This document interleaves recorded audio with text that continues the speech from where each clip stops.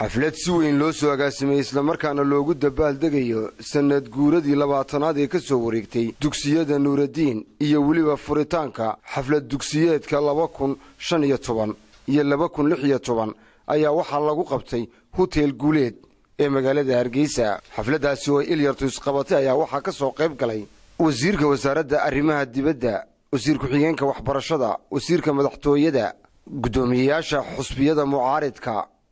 salaadiin, uqaal, waxgarad, waayeel iyo dadweyne aad u tiro badan. ugu horeyn halkaasi waxa ka hadlay gudoomiyaha guud ee iskuulaha guud ee dugsiyada Nuuraddiin iskuul ee magaalada Hargeysa, Xaaji Mahad Maxamed Ibraahim, waxaanu ka waramay marxaladii kala duwana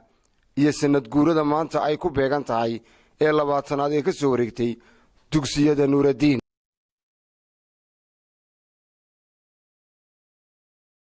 inaan dadaalo laakiin inaan guusha gaadhaa ma aha wax aniga dushayda waajib ku ah calashaan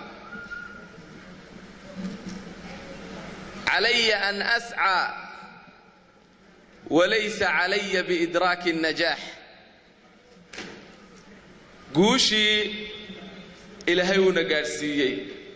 إلهي بانا نقوم هذا علينا إن الله باطن صنادات كهر halkii maanta ay maraysay iyo maantuna farqiga u dhaxeeya daayahaad ku aragtaan farqiga u dhaxeeyana waad aragtaan koob 8 arday waxay marayaan 22,000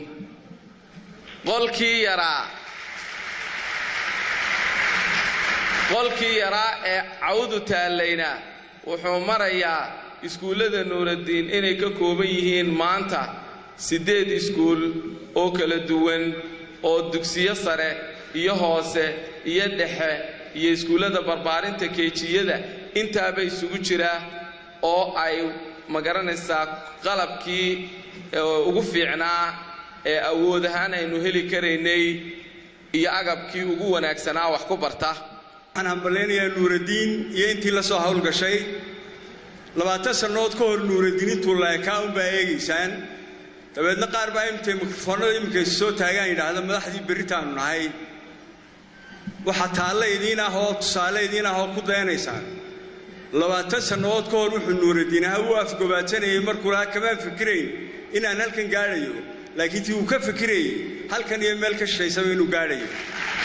inanta maanta ee star haysata